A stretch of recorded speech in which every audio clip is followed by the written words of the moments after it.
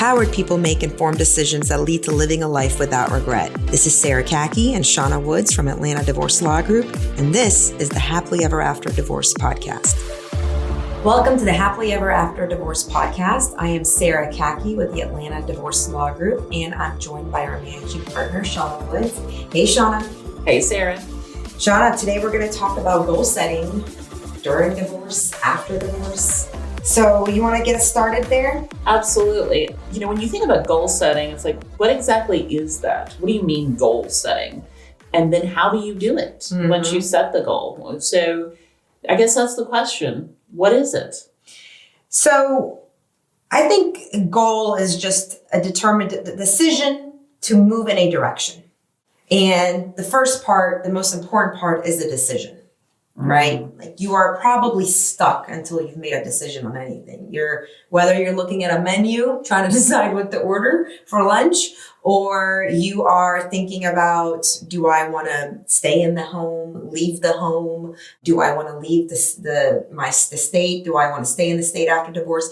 At the end of the day, you are in a point of stagnation until you hit a decision point. The goal is the measuring stick of helping you decide, what should my decision be? Because without a goal, how do you end up deciding, right? So if I'm looking at a menu and I am stuck between the salad or the burger, I can go back to my goal of what are my goals in order to not be stuck on that menu anymore and make a decision. Maybe my goal for that day is indulgence and enjoying myself and having a cheat day from my regular healthy diet. Then great, the burger is the decision to go with. Or maybe I have a goal of fitting into my favorite jeans before the end of the week. Then that helps the decision that, no, I need to stick to the salad. So that's, dumbing down the bigger concept of what is the point of a goal. A goal is supposed to help you reach a decision. And a decision gets you into movement rather than being stuck in stagnation in a place of limbo, right? So can a goal be, I don't want to be here. I don't know where I want to be, but I don't want to be here. I think that we can definitely start with that goal, because that goal will at least put you in a state of, hopefully, curiosity of, where do I want to be? Right. And that will start movement on its own. Sometimes, even if you don't know what it is you want, but you know what you don't want, what you're in, start moving. Even if it's in the wrong direction, just start moving, and then you can pivot at some point. But I think that is so important to make the movement work, start the movement by making some sort of a decision. I know I don't want to live in this house. I don't know where I want to live. I don't know what my end goal is for my future home, but I can't be in this house anymore. I feel stuck here. Get yourself in an apartment, get yourself into another house. It doesn't have to be the home, but move, because the movement will lead you to the next thing and the next thing, and eventually to the place of desire.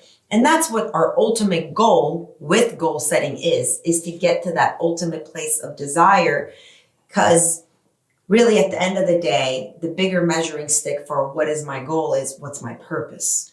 Nice. Right? What's my purpose? What do I want to be about? What do I want to do? And then if I'm going to even take that further, the purpose is supposed to serve, in my mind, your obituary. And that sounds very morbid, but when you're on your deathbed, what are the last few words you want to hear from your loved ones? What do you need to know to take your last breath comfortably, right? That is the ultimate purpose. And when you know that, then you can make shorter term goals from that place. Like, for instance, your ultimate goal in life is, let's say, I'll share mine here. I want to have healthy, successfully minded children. That's what I need to hear before I take my last breath. Whether it's my husband putting me, staying with me, or whoever, that's what I want to hear before I'm done. So what are some goals from this age I am now until hopefully a long life that I will live that will get me there? But every goal I set from here on out is weighed against that purpose that is to serve me as my last moment on this earth. Now that's a very high level visual thinking, but how do we kind of take it down several layers to your current state of where you are now? One way I do this, I think it's very important, is allow ourselves to daydream a little bit. You know, we kind of go through school and the kids that are daydreaming, they get in trouble. It's like, Timmy, stop daydreaming. Get back to, you know, coloring within the line. Right. Get back to math. But daydreaming is what allows you to start thinking about what's possible. What do I really want? What's going to make my heart skip a beat? And that's an important part of goal setting, because the fact that I want to hear that as the last words before I die doesn't mean that every goal I have now has to do with the children. There are certain goals I have that you may not on the surface hear even my children in them. Like I have a goal to grow Atlanta Divorce Law Group to a certain size. I have a goal for us to be able to achieve a certain amount of impact in the legal community. How does that relate to my children? Well, I believe that achieving those goals will allow me as a mother to be the most fully expressed mother I can be, so I can show up for them with all of my gifts and inspire them to that successful mind. So what are some smaller goals? Like we go back to the older podcast we had episode with you where you talked about habits. You talked about stacking up habits. This is the same thing. You stack up goals that lead to the next one, that lead to the next one, that get you closer to the purpose.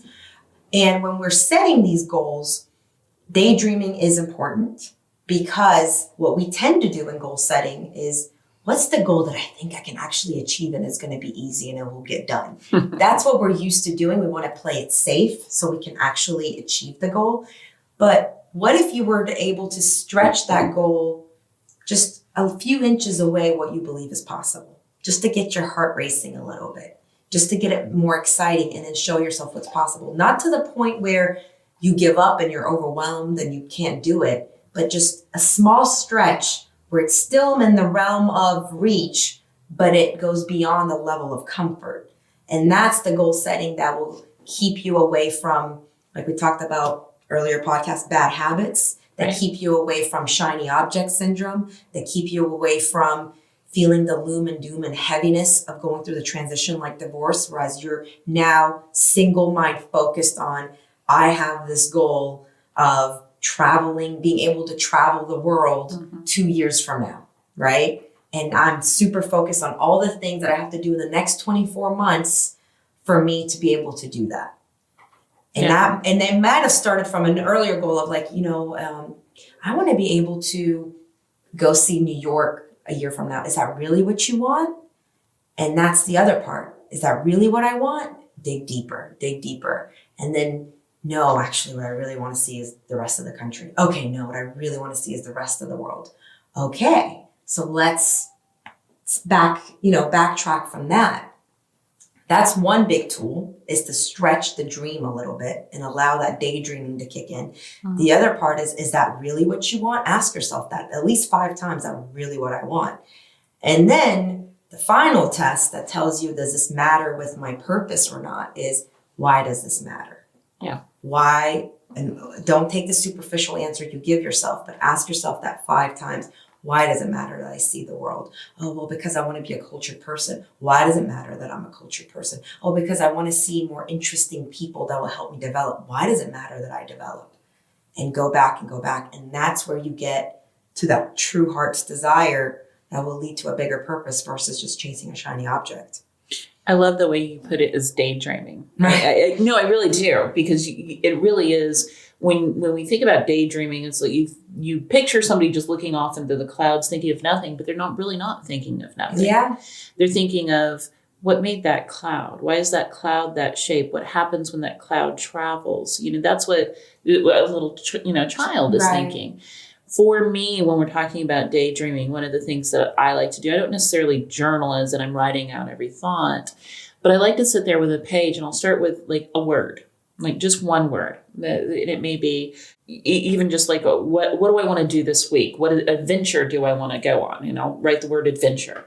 And then I'll start just letting myself think, okay, well, I'd like to do something with water. Okay, so I'm writing water up here. And it's just letting the words come to you until you've realized, oh, this is what's manifesting in me, right? Yeah. This is where, and I like the fact that you were like, but why is that manifesting in you? What is the need for adventure? What is that serving in you? Even if it's just serving your soul of relaxation, right? Where is this coming from, and why is that one of your goals? I like that There's idea. so many layers within our daydreams. And if we start asking these questions of why does it matter? And is that real? Is that really what I want? The bigger dream and the real desire and the real purpose starts showing itself up. Because I think a lot of people will hear this and they'll say, well, I don't know what my purpose is.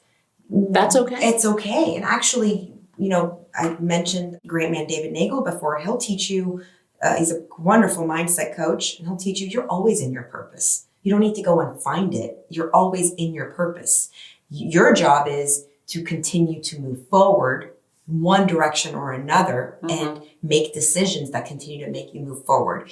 A great example of this is I love the documentary that depicts Ralph Lauren. It's called Ralph. And in the end of the documentary, he says the line that makes the whole 3-hour documentary worth it tenfold. And he says, it isn't until I stepped into my initial dream that the bigger dream started revealing itself.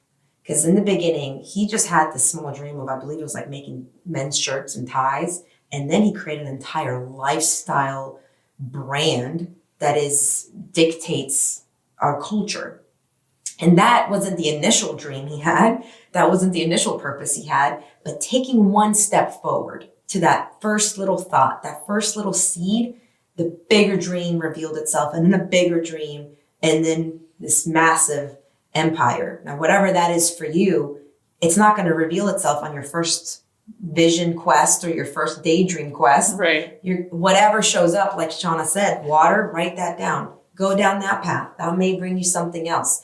But going through this curiosity within and staying in a mindset of, I am interested to actually learn more about myself and my daydreams and what my inner self needs when my final moment comes, is an incredibly fascinating journey that will take your mind off a lot of the day-to-day, honestly, crap that you may be dealing with when you're going post-divorce, and give you more of a vision to move forward towards versus running away from a past that, you didn't want.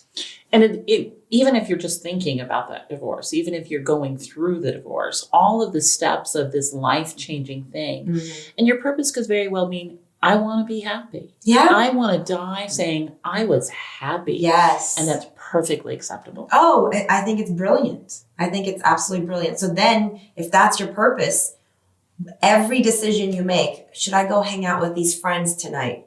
Is that going to make me happy? Going to make me happy? That's it. And then the decision is easy. Yeah. You forget the obligation, you forget the guilt, you forget the social whatever, and it's just, nope, won't make me happy. And sometimes you need to start there. Yeah. And it works. Well, thanks guys for listening. Thanks for listening to the Happily Ever After Divorce Podcast. If you'd like to learn more, go to atlantadivorcelawgroup.com/resources.